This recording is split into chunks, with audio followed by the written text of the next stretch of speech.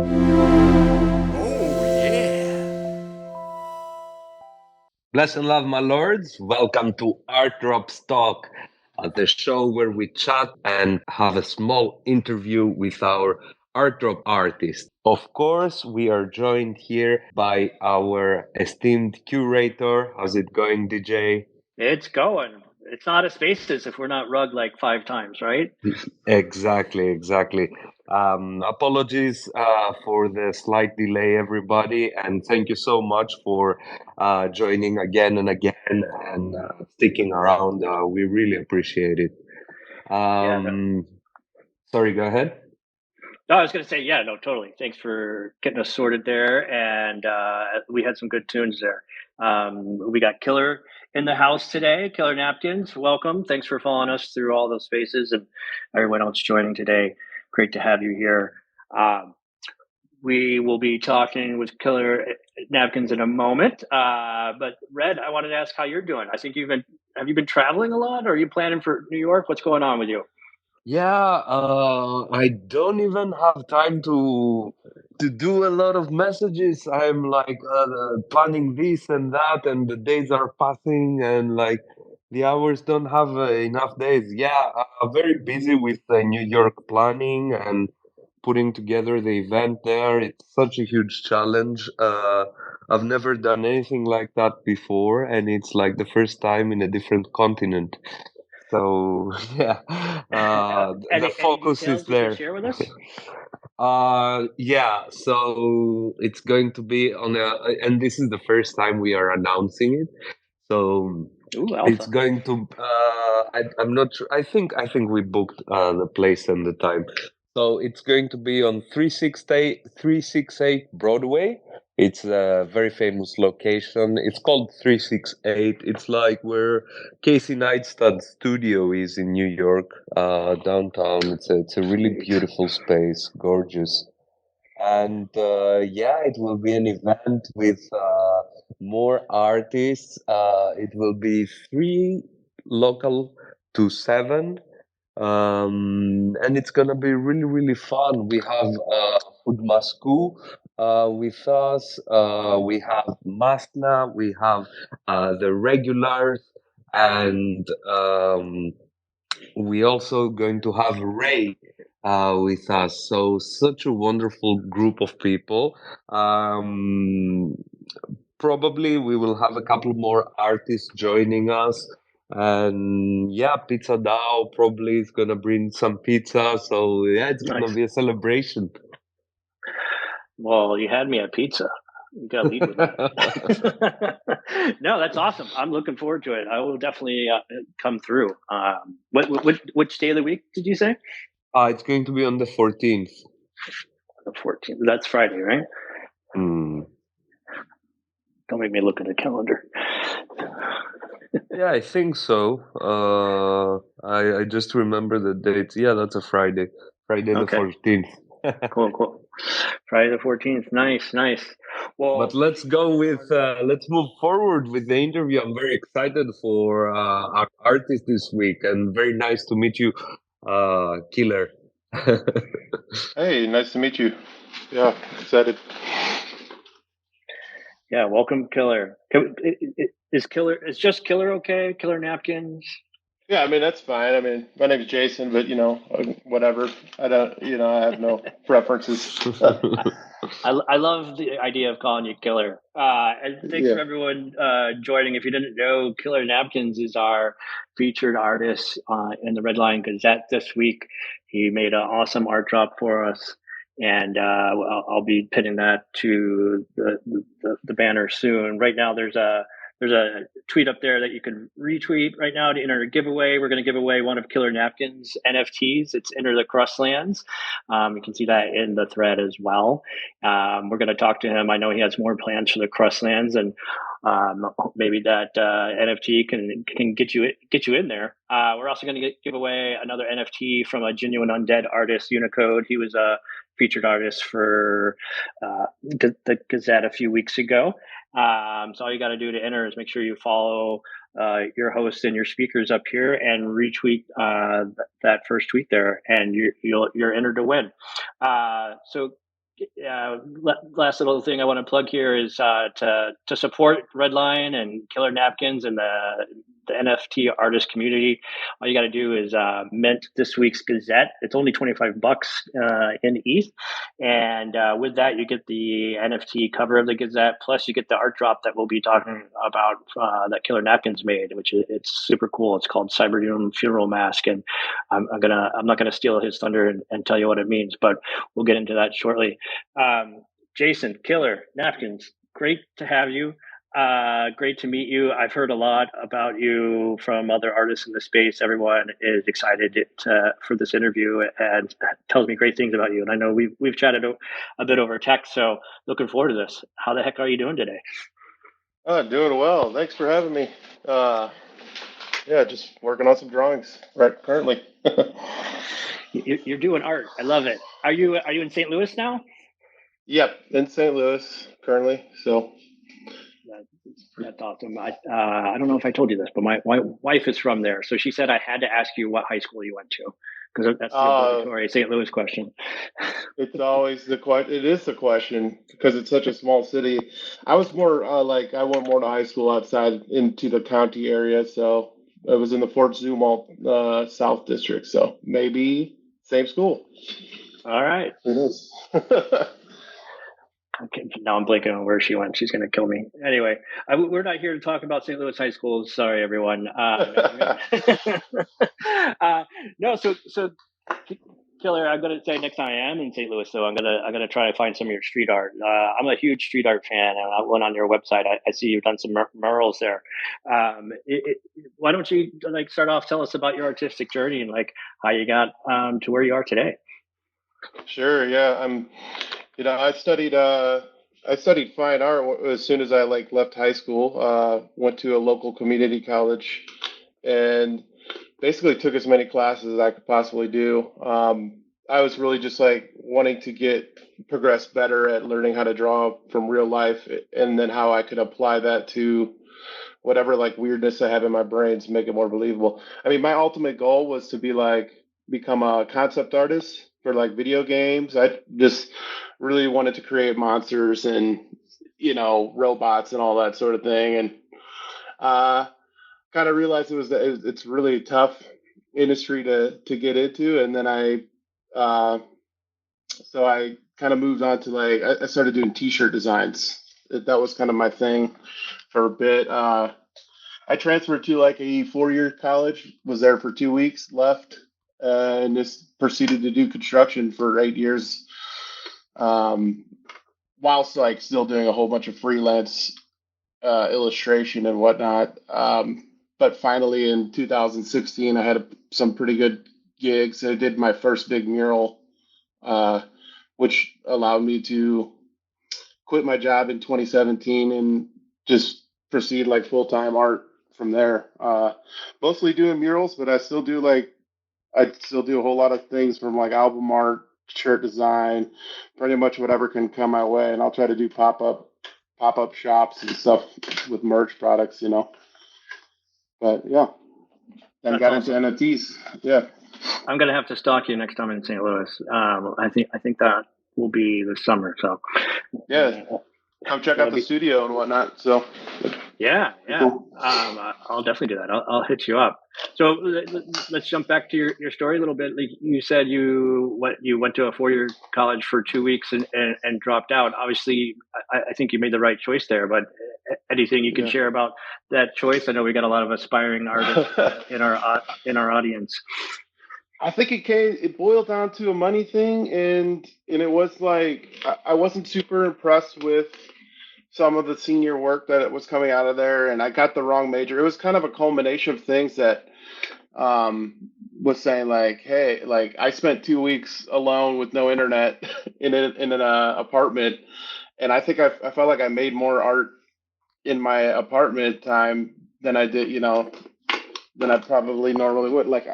I just kind of figured I could do it on my own if I had the motivation to do it after that. Because, I was trying to get an illustration major. For some reason, the paperwork, that didn't get marked down, and they had a class that was full for that. I transferred in with like 70 credits that transferred there, but it would have like pushed me back another year and a half to be able to get an illustration one. They wouldn't let me take them out of order. So I switched to a painting major. Essentially, I said to myself, like, what am I going to do with the BFA in painting that I can't do, outside of school? Yeah. So Yeah. that's kind of what So it boiled down to. And yet the price, at the end of it, I was like, I don't want all this debt just to have a paper. But, yeah, it's good. It's good when your art's cash flow positive. yeah. Good for Yes. any education. So you started off, I guess, like paid gigs doing street art, and like for folks that aren't familiar with your portfolio, I mean, you do a little bit of everything. One thing that really jumped out at me is something more recent you did is your like resin keycaps. Where'd you get the idea for that? Oh, I mean, actually, so well, like I thought I was wanting to do this for a while now, ever since I had a mechanical keyboard. I was doing some VR stuff back in the day. And when I say back in the day, I guess that was like a year and a half ago. But I did like one, and then I bought a resin printer, and that was cool and all. But ultimately, I really wanted to do like the resin casting, and I think Neil Ewing had bought he bought this little like keycap mount. He's in the Ghost Club with us too, and he was like, I bought this thing, and I was like, shoot, I'm gonna buy one too. And then it became like both of us trying to make keycaps at the same time. So that like the Skull Cube one was my first like kind of production of hand casted resin keycaps, and I hope to do more for sure because I just think they're pretty cool. They're way cool. Like I can't say I'm an aficionado yet, but like the mechanical keyboards are dope. I got my first one a year ago, and if you make more, I definitely want to put one on here. I know we got some hands up in the audience, folks. We'll definitely get you up here later in the show, so keep those requests up, and we'll get to you.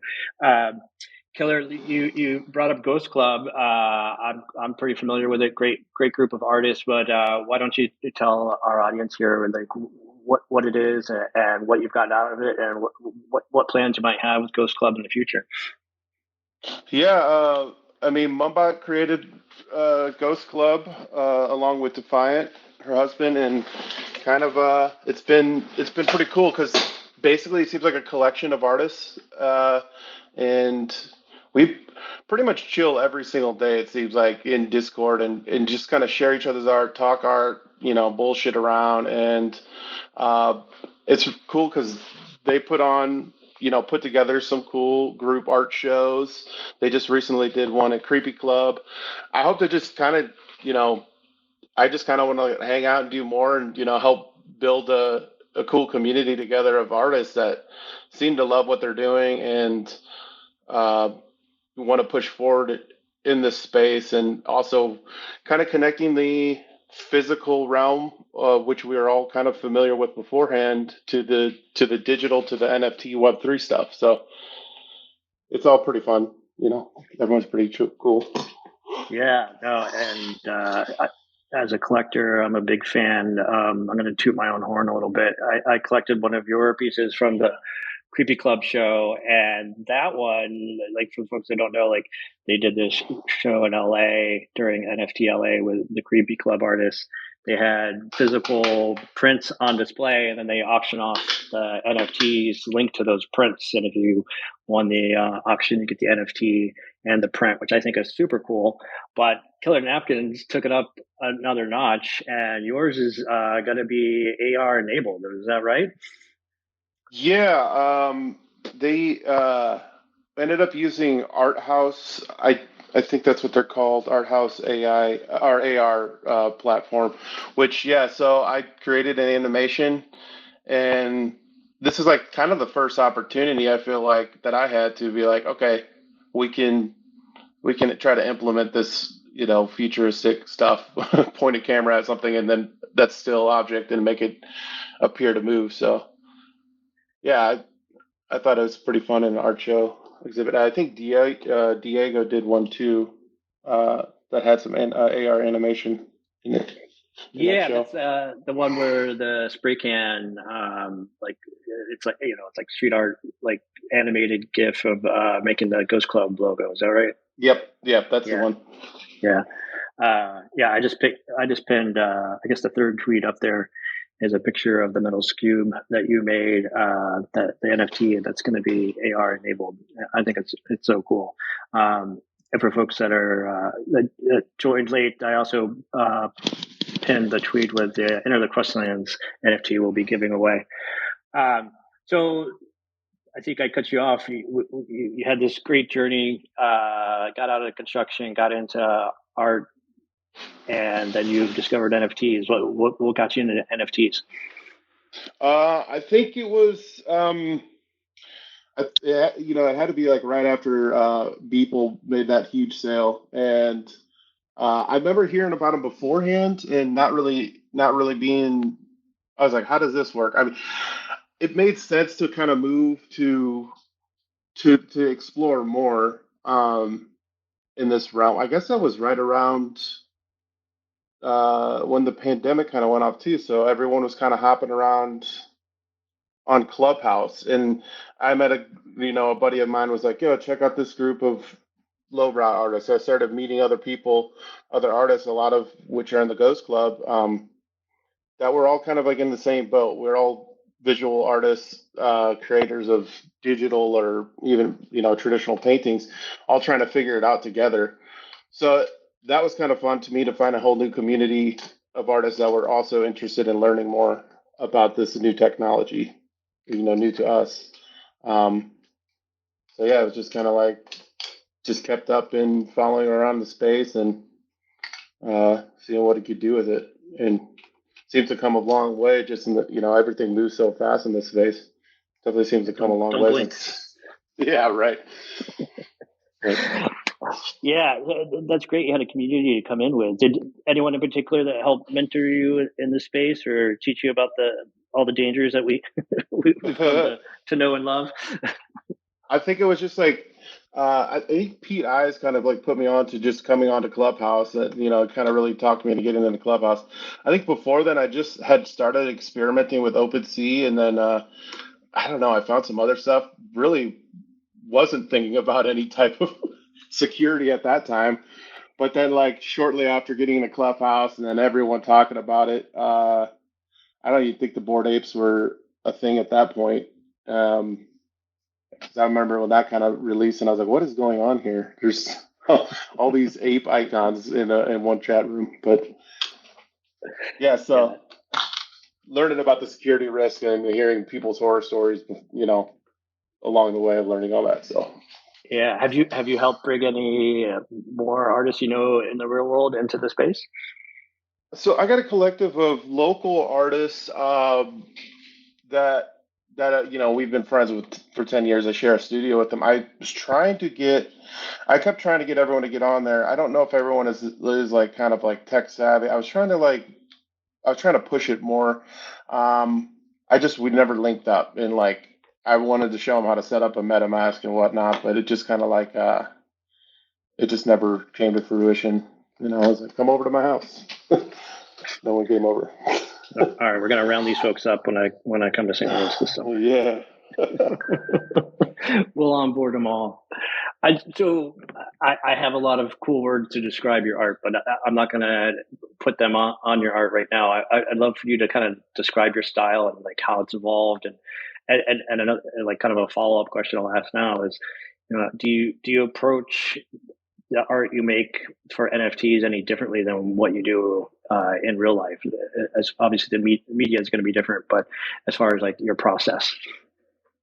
Sure. Yeah. I guess like style wise, I mean, lately it's been I kind of lean a lot towards more some weird sci-fi stuff. As far as like um, what the subject matter is. I tend to like get caught up in a lot of details though when I draw. Sometimes it's like I guess most of the times it's like hard edge, uh, black line kind of comic detail style. A lot of hatch marks and whatnot. But I'm doing the same thing in the digital space that I'm doing with the painting. You know, trying to mimic what I do traditionally digitally, and that's kind of my main goal. And the second question was about NFTs changing. Yeah, like I start a lot of my pieces, my traditional pieces, even I'll start like it'll start as like a sketch on a piece of paper. I'll scan it in, and I'll keep like evolving and tightening up uh, digitally to get to a good base sketch point. What I think like NFTs kind of like actually got me thinking more along the lines of I guess that potato head style of components. Like, oh, I could have multiple different faces on this body, and change them out, but keep like the same body shape, and this will be a series of this kind of character. It just got my mind thinking in that kind of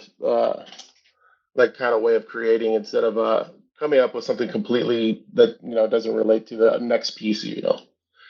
So Yeah, that yeah. that makes sense. No, it totally makes sense, especially being familiar with your art. I think one of the first NFTs by you that I saw was something you did for the Ghost Club, that sticker, and like it's a animated piece, and it's kind of like a comic book, really, and the way it looked to me, kind of like either a comic book or like a video game.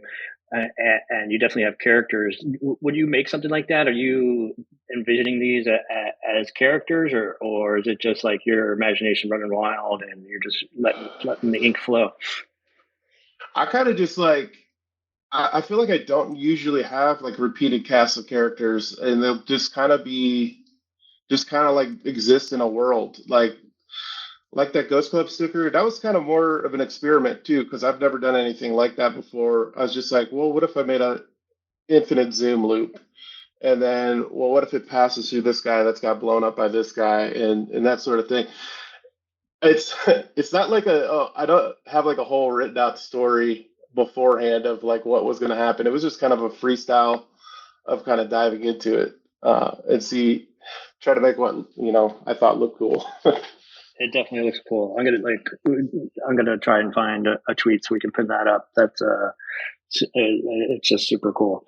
Well, I think you have plans for the Crustlands. So, anything you can share with us about that? And for folks that don't know, that the Crustlands, what was it? The Enter the Crustlands was a open edition you did. The non-animated version's pinned the second tweet above. If you want to see it animated, you got to go to OpenSea or another marketplace. I couldn't compress that into a GIF that would post here, but it's super detailed and full of weird stuff, kind of like an iconic Killer Napkins kind of theme. So I know you're thinking about doing more with the Crustlands. What can you share about that? So yeah, I mean, Enter the Crustlands piece like that one was kind of it was also another more experiment. I was starting to get into more animation stuff and just kind of moving parts of my illustration, and I started that was kind of initial drawing on like an isometric grid kind of plane, and I find that to be like a fun starting point when creating like a big scene like this. So I have, I definitely have like I have another one that's like another animation kind of like that. That's almost finished. I just kind of take breaks and pauses on it, but it seems like Crescent seems like a interesting world I can just kind of run wild with to it. And I just want to keep adding to it, and instead of like me writing lore ahead of time, I can like create artwork and then maybe write lore after the image is already in front of me. And I feel like that's kind of how I work more so when it comes to storytelling. I had no idea you were planning to write lore. That is awesome. Is that something you've started? I mean, it's not really like I would say it's loose lore. I start making up like names for characters and stuff, and then it's like, all right, I probably should think of a background. Nothing has ever been like I said, like fully written down, but I feel like some of these scenes are deserving of a story, but you know, I'm not a great writer. I kind of might jot down notes and be like, okay, this is part of this guy's kingdom or domain or whatever he, you know. he runs wild in it with this Guardian right here. I don't know, something like that. Well, we're going to have to talk more about that offline. That's super cool. And while you were talking, I found at least a Ghost Club tweet that has kind of your process for making the NFT we're talking about. It's pretty cool. Folks can if you can find the actual finished NFT on OpenSea, it's definitely worth checking out. It's super cool, very different. You definitely experiment a lot. I think you tweeted recently about working with LEDs. What's going on there? So that's more. That's going back to some of the keycap stuff. I created this I did like a VR sculpt, this little like spider body, and I wanted to make a keycap holder. And essentially, the spider body, can hold that skull cube keycap face. But I was really wanting to get I like the backlight effects that happen with keycaps. So I was really trying to see how to install an LED light inside of my cast resin. Um, and I've been doing it with little, ones they got like wireless, and it's induction LED, so it's a wireless LED that basically the inductor comes close enough to like a wireless charger thing, it'll illuminate.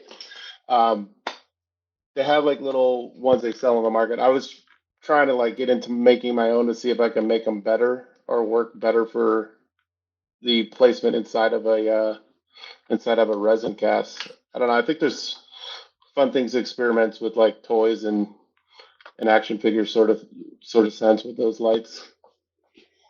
Yeah, I got into NFTs for a lot of reasons, but one is because my wife was yelling at me that my toys and my posters were taking up too much room. So I can hide them all in NFTs. But now so many NFTs are like unlocking like unique toys and other collector items, and she's not going to be happy with me in a few weeks when more stuff shows up. But I'm excited that you're experimenting like that and taking initiative. Building a better mousetrap is what I was thinking of when you were describing that process. If you can't find what you like out there, go ahead and make it. That's a great approach. I love it. Where do you turn to for inspiration? I know, like early in your story, you've mentioned the video game Doom, which I'm super familiar with, and I think that definitely shows in your style. And the comic book Spawn, another classic in my opinion. Anything contemporary that you look to? Yeah, I mean, there's so many inspiring artists. It's really I just kind of try to intake so much of it. I can't specifically. I mean, just working with other artists in the Ghost Club, like seeing artists like Sam Pearson or Brian Morris or Brian Romero. Anyone that's like creating these kind of like gnarly characters. I I kind of I gravitate towards a lot of that illustration style stuff. And that's always inspiring. I just think, naturally I'm looking at stuff that I loved as a child, and then I'm trying to kind of recreate that in a way. And if I get that get that same feeling of first seeing, me blasting a demon in Doom or something like that, uh, and it's exciting to me. But all that sort of, I feel like all of us were sort of inspired by that same stuff.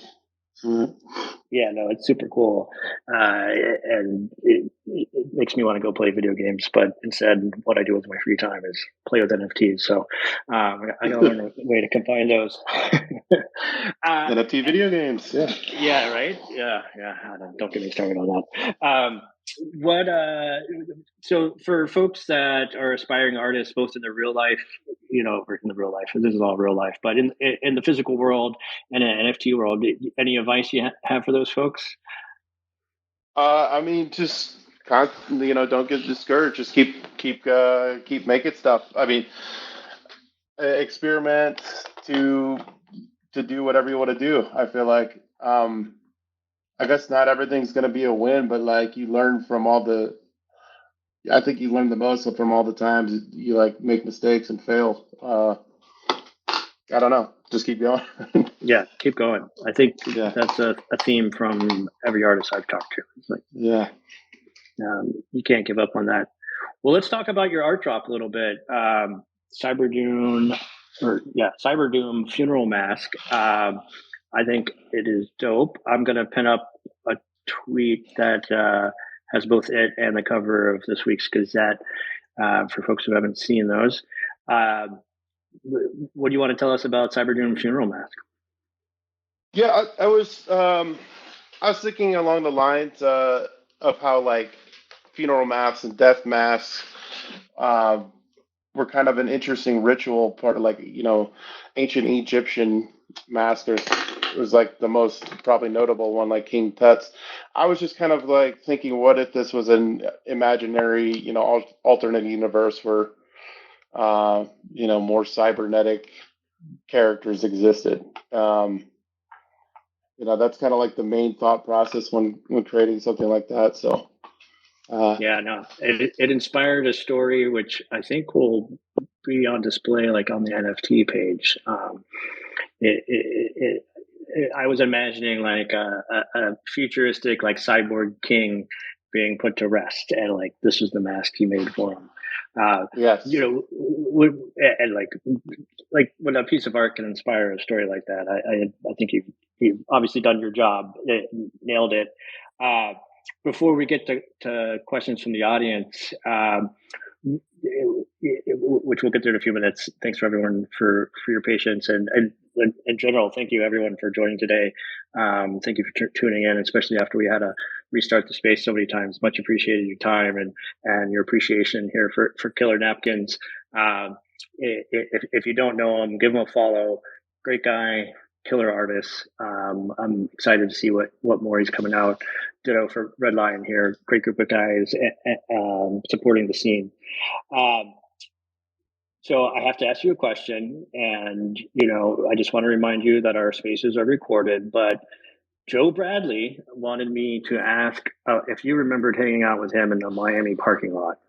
oh God, yeah, yeah, that was quite the trip. yeah, yeah, yeah, that Yeah, was an intense moment. I mean, it was fun. Like first meeting people that I've talked to on the internet, yeah, like yeah. for a while, and then actually meeting them in person, and then just kind of having a kind of a fungal moment, in time. But I've been there, brother. yeah, I've been there. yeah, it was intense. Was that during our Basel? Yeah, yeah, that was. So we were in like Wynwood Walls area. I forgot who all was painting. There's like three people painting in the middle of the night too. It was pretty sweet. But Well, just this yeah, past year. not this past year. Unfortunately, I couldn't make it down. But I went 2021. Yeah, I'd like to go again. That was cool. Like we got a chance to paint. Me and Sam Pearson like painted next to each other. I think and then there were several artists just kind of showing up in this like little parking lot that we were in painting. So Yeah, it's pretty fun. it's so much fun down there. I went for the first time this past December. It's sad that was my first time because I live in Florida, but like Wynwood is amazing. Like walking around there at night, there's so much like street Oh art. yeah, Like, people like whose names I know, but like I had no idea they're going to be on the street in the middle of the night or early in the morning, like making yeah. these awesome murals. So yeah, for everyone in the audience, if you can make it to Miami for Art Basel, you should definitely go. And like going there any time of year, going to Wynwood Walls, like there's all kinds of great graffiti and street art there. And you don't even have to like go in the museum, but like the museum's amazing too.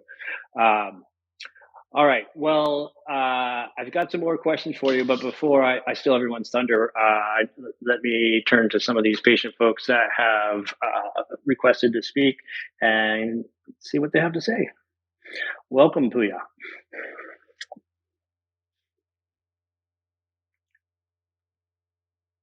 While he connects. One thing you've told me, Killer Napkins, is you think like skeletons and skulls and things like that are like universally relatable, and obviously we all die at some point, so we can relate in that way. But like, do you have any other thoughts about why like death and those types of symbols are so pervasive in art? I just think I think it's a great mystery. I mean, nobody knows really what's going to happen. I mean, people could say they know, but you know, it seems like a pretty wild mystery, and there's a lot of like, I think there's a lot of storytelling that you can do because of that mystery. Like you can think about, I guess you could think about what happens. Like you know, reincarnation's wild. Going to another afterlife is wild. I mean, it's all I think pretty. about this every day, man. Yeah, it's interesting. Yeah, it's the great unknown. I don't think our science is ever going to crack that one.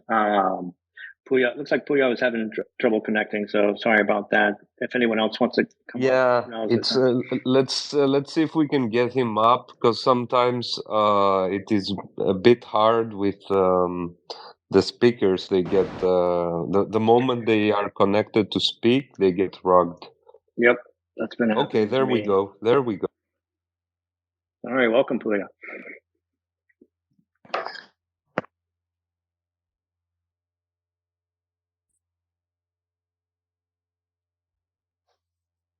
Hello? Hmm. Hey, Puya. Hey, You are I see that muted, you're sir. connected. Yeah. hello everyone. Let's. What's up? Hello. Excuse me. Hello. Do you hear me? Yes. Excuse me. In my country, internet connection is very poor.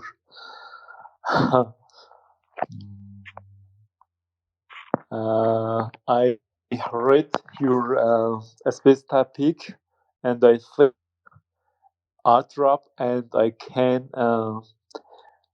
have introduced myself and share to you. Yeah, or not? Wait. All right. Sorry, I didn't hear that last part. What was it? Yeah, it's okay. Cool, man. Thank you. All right. Yeah, I didn't catch much of that. Sorry, Puya. Well, speaking of art, Basil Killer, you got any more NFT conferences or art shows coming up? I think the next thing that I was looking into was Five Points Festival again, which is a toy fest in New York, in Brooklyn. Last year, it kind of lined up right at the end of NFT NYC. You know, and I know a bunch of friends Oh, of those wow. who That sounds really interesting. yeah, A toy festival? yeah, like designer toy kind of toy fest. So Yeah, I went is that the last one year. that's put So on by Clutter? Is it like yeah, art toys or like toys to play with? I mean, What's the? I I think you was can gonna say, do what's the both. difference? Yeah, what's the difference? I mean, there's definitely more designer. There's definitely like more designer toys. I don't know, like if people take them out of the package, sort of thing. I don't know how that. You know, I don't know how collectors are, but I like playing with my toys. Same. If I leave it in the box, it's because I didn't think it was that cool once I got it. Yeah, I just googled it. Looks like Five Points Festival is in June this year. So Oh, okay, all right. Because there's also another like art book big conference in New York that I'm very, very interested to go with Dudley again, but I don't know if going 2 times to New York in 1 year is sufficient. But Killer, are you coming to New York? I would love to invite you to our event. Yeah, I mean that. My hopes are to get up there. I just need Mhm. to see if everything kind of like works out. I know June's coming up quick, so I gotta kind of make my moves.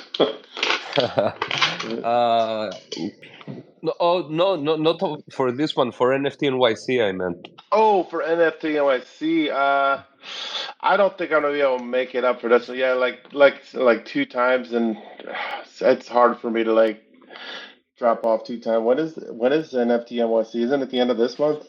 12th to 14th of April. Oh yeah, I'm supposed to start a new big mural project on the 10th, so I kind of be tied up for that too. Okay. Maybe we see you in Lisbon or somewhere else. Yeah. I wanted to ask earlier, do you have any artists that you love to collect, or any artists that you are looking up to within the crypto ecosystem? I'll say lately the most like I've been snagging every single one of Gillen's animations on his open editions. It's a Gillen.eth or Gillen Art. They've been doing these crazy like isometric animated scenes that look amazing. So I think I've got every one of the open editions. I think they actually they were at the Beeple um, art gallery space thing with all their animations. So those Oh have been really wow, cool to see. I love seeing them. Yeah.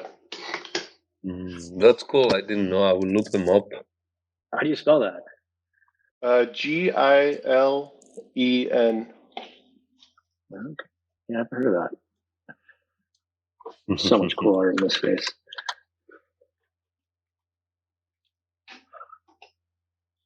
Yeah, kind of like these epic running animations, and I think they just also released uh, a big collector like fast pod racing, kind of like these little racer pod animations. Oh yeah, just found one. Not the racing pod, but a running spider with a skull. All right, see, death is everywhere, people. It's Yep. inevitable. Well, Killer, it's been great talking to you. I want to give anyone in the audience another chance to come up, share anything you would like, or ask Killer Napkins some stories here before we wrap up. Before we do that, last chance to enter our giveaways. If you can retweet the first tweet pinned above, and make sure you follow everyone that's up here on stage, especially Killer Napkins, our esteemed guest and featured artist this week, who gave us a wonderful piece, Cyberdoom Funeral Mass. Brad, I'm going to turn it over to you for a minute while I've run this Twitter picker, but I'm going to give folks just a couple more seconds to enter, and then we'll make some announcements. Yeah. Well, if anyone wants to chat or have any questions for Killer Napkins, do raise your hands, guys. We will pass on the mic. Usually people are a little how can I say, reserved. Emina was telling me I'm a little bit intimidating. So yeah, feel free to raise your hand, join the conversation. We always love to talk with people. Um, if there are no hands, I will just go ahead.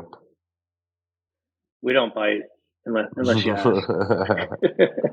Well, I can't vouch for Killer. I don't know. Killer might be a biter. No. I got soft teeth. I wanted to ask you, man. Earlier you mentioned gaming, so I wanted to check what games formed you as a person, because we all know, yeah, in our teenage years, games play a big role in our development, actually. Yeah. Let's see. I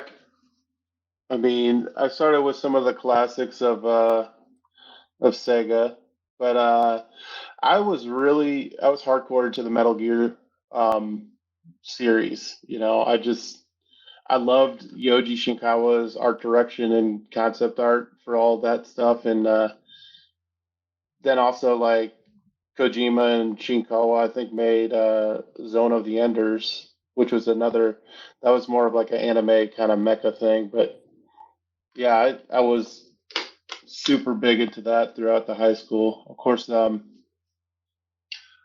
more competitively. Like I was really into Halo and stuff like that. That was, the first Competitively. few. I mean, like I'd say, like, because now I feel like I don't really like competitive games anymore. I'm more of like a like beat the puzzle, or or you kind of do some bullet hell kind of game. So I don't really like first person shooters like I used to. Wasn't really like playing for money, I know. Well, my excuse is I've got old man Twitch nerves now, so I can't compete with the 12-year-olds online. Oh, Well, they're insane. they're so good. I think they're using aimbots, but they're not. They're just useful. Well, I'm going to turn it over to our speaker here, Art Surge, in a sec. But I did want to announce that the winner of the end of the Crustlands NFT is Jam Jam Art, who I see below. I gave you a follow. Follow me back, DM me your wallet. I'll get that to you later today. But congratulations, you get this killer NFT from Killer Napkins. Let's fucking go. Yeah, there you go. I'll be doing another drawing, but before I do that, let me turn it over to Art Sarge. Come on up. Hi, hello everyone. Hello, Killer. I've got a question because this is just a phenomenal piece, man. The Crosslands one. It's just I saw it on your Instagram feed, and I was just like, "What?" I was like, "This is sick." And I just love it, and I really love like the color scheme. So my sort of question is, did you have any inspiration for this sort of kind of vibe for the color scheme and the sort of palette you've chosen?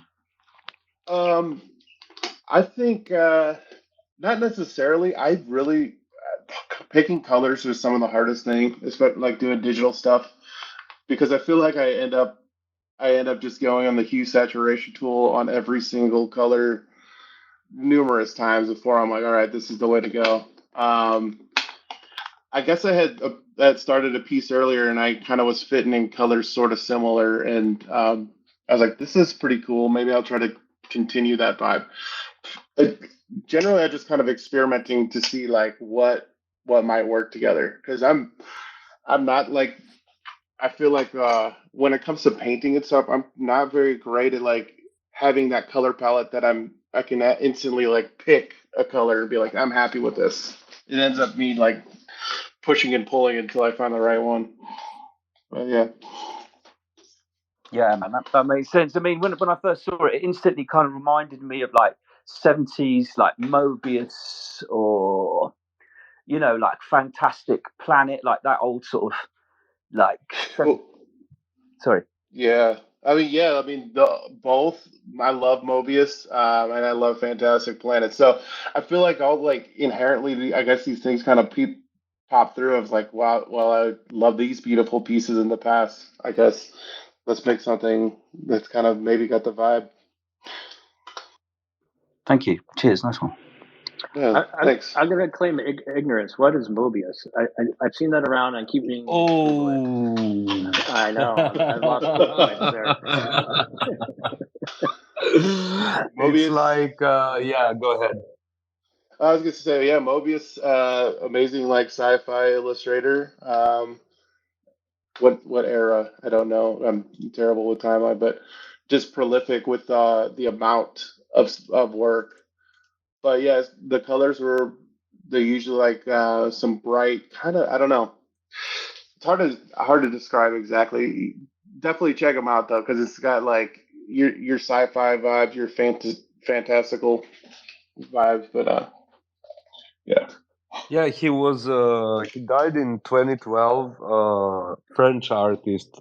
His real name was like Jean Jean Giraud or something. Jean Giraud, something like that. Yeah. And he was an incredible artist, animator, cartoonist, and he has a very unique and distinctive style. Like if you see his work, you will be like, "Oh shit, yeah, I know this style." Yeah, you will be like, "Yeah, it's so cool." And all his images are really unique. A beautiful, beautiful artist. Awesome. Yeah. it always blows my mind when I hear about a famous artist that is new to me because Oh yeah, there's just he's a legend. He's actually a legend. Yeah, You know, I've definitely seen the name.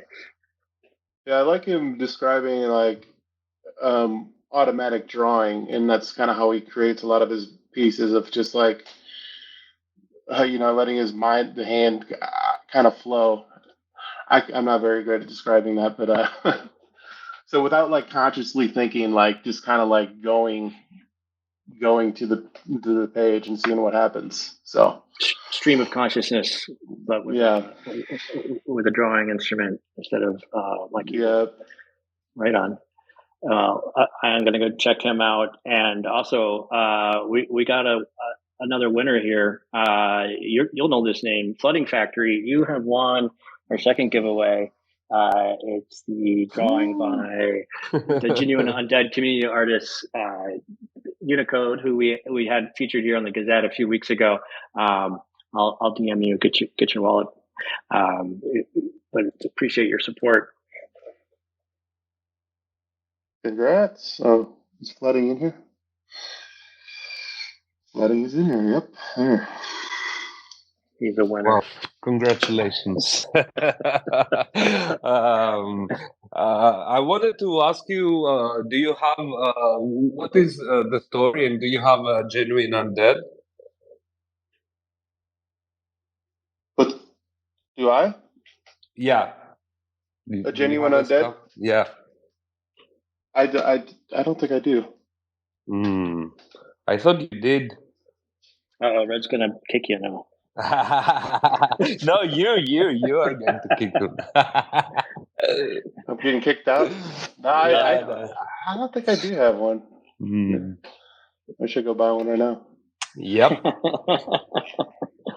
Yeah, I'm not here to sell Genuine Undead, but I can't say that wouldn't be a bad call. Well, any parting words, Killer? It's been great talking to you. Really appreciate you giving us your time and your art. Your art drop was awesome. It's been great getting to know you. I look forward to following you more and maybe stalking you in St. Louis this summer. Oh yeah, I mean, it's great. I appreciate the space and the time to, to do this. It's a really cool project. So awesome. Well, thanks so much, everyone. If you want to support Killer Napkins and the rest of us up here on stage, make your Gazette this week, and you can get us a free drop of the Cyberdoom Funeral Mask. You just got to mint before Monday when the next issue comes out. So thank you much. Hope to see you all around, and have a great day. yeah, thanks. See ya. Cheers, guys. Bye-bye.